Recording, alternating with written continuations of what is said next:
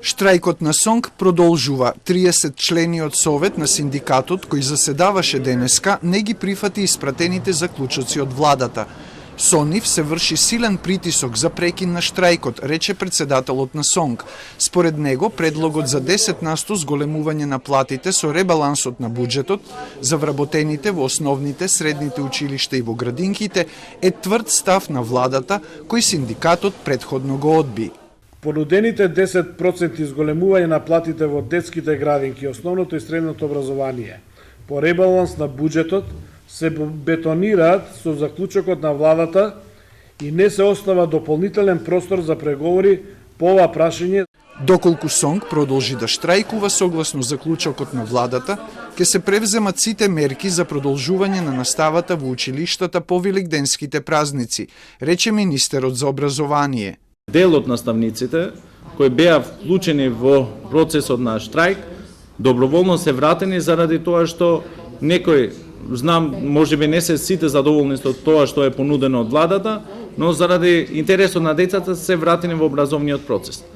Ке се собират податоци во утрешниот ден за реалната ситуација, после вторник ќе видиме. Притисоци се најавите за неисплаќање нето плати за штрајкувачите.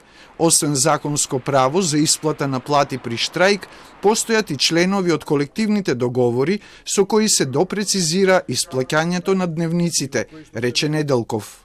Работодавачот е должен да исплати надоместок на плата за работниците за време на штрајк, за работниците кои учествувале на штрајкот во висина од основната плата на работникот, доколку синдикатот организирал штрајк заради кршење на правата на работниците, утврдени со закон, колективен договор или акт на работодавачот. А министерката за труд и социјална политика со поинаков став.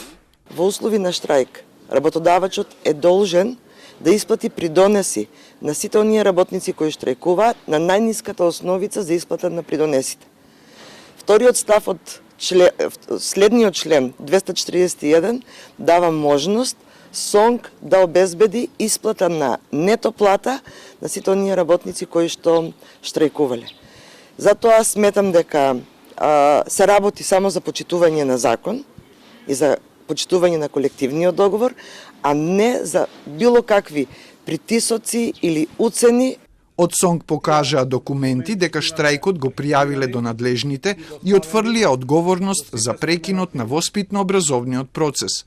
Не веруваат ни во формирањето работна група за преговори за нов колективен договор и сметаат дека тој ќе биде општ, а не за детска заштита и за основните и средни училишта.